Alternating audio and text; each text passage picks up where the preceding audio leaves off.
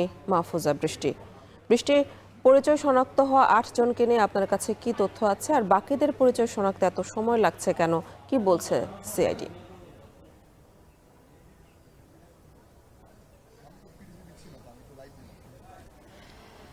আসলে দীর্ঘ 18 মাস পরে কিন্তু আজকে এখানে 8টা পরিবার, মা, সন্তান এবং তার সহধর্মিণী, তাদের স্বামী, বাবা, ভাইয়ের পরিচয়টা পেয়েছে।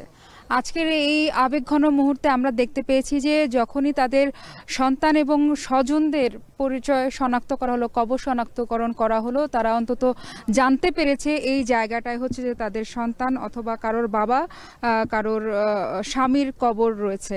সে জায়গা থেকে তারা প্রত্যেকে কিন্তু আমরা দেখেছি এক ধরনের কৃতজ্ঞতা বোধ থেকে শুরু করে যেমন আবেগ, ক্ষোভ, রাগ, অভিমান সবকিছুই আমরা এখানে দেখতে পেয়েছি। যদি আমি একটু ৮ জনের কথা বলি, ৮ জন হচ্ছে যে আমরা এখানে জানতে পেরেছি, আমাদেরকে প্রেস ব্রিফিং এর মাধ্যমে জানানো হয়েছে। সিআইডি প্রধান সিবগাতুল্লাহ তিনি জানিয়েছেন ৮ জন কিন্তু শহীদ জুলাই যোদ্ধা। তারা 2024 সালের গণ অভ্যুত্থানে তারা অগ্রণী ভূমিকা রেখেছিলেন।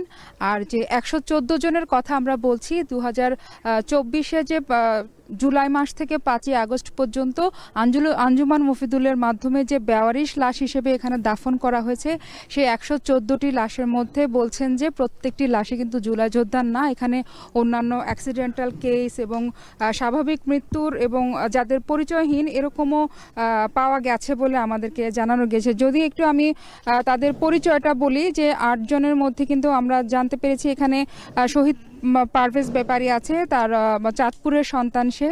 তারপর শহীদ রফিকুল ইসলাম আছেন, যিনি হচ্ছে পিরোজপুরের কম্পিউটার শিক্ষক, উনি একজন প্রশিক্ষক, তিনি নিখোঁজ হয়েছিলেন 19 তারিখে।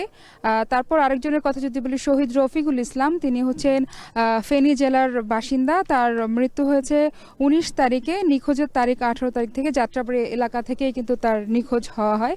আরেকজন আছেন শহীদ ফয়সাল সরকার, তিনি কুমিল্লার পেশা ছাত্র, তো পাশাপাশি শ্যামলী পরিবহনের সুপারভাইজার হিসেবে তিনি কাজ করতেন। সে জায়গায় নিখোঁজের তারিখ তারও 19 তারিখে এবং মৃত্যু হয়েছে 22 তারিখে, যেটা আঞ্জুমান মফিদুলের মাধ্যমে জানা গেছে। সবকিছু মিলিয়ে আসলে বিভিন্ন জনের যে আমরা জানিয়ে রাখি যে 9 জনের আবেদনের প্রেক্ষিতে কিন্তু এই লাশগুলো শনাক্তকরণ করা হয়েছে, আর বাকিদের স্যাম্পল কিন্তু সিআইডির কাছে প্রিজার্ভ করা রয়েছে। পরবর্তীতে যদি কেউ পরিচয় চায়, আবেদন করে, তার ভিত্তিতে বাকি লাশগুলো ফিরিয়ে দেওয়া হবে শনাক্তকরণ করে। রায়েরবাজার শহীদ বুদ্ধিজীবী স্মৃতিসৌধ সংলগ্ন কবরস্থানে জুলাই গণ অভ্যুত্থানে নিহত আরও 8 জনের পরিচয় শনাক্ত হয়েছে, সে খবরে জানাচ্ছিলেন মাহফুজা বৃষ্টি।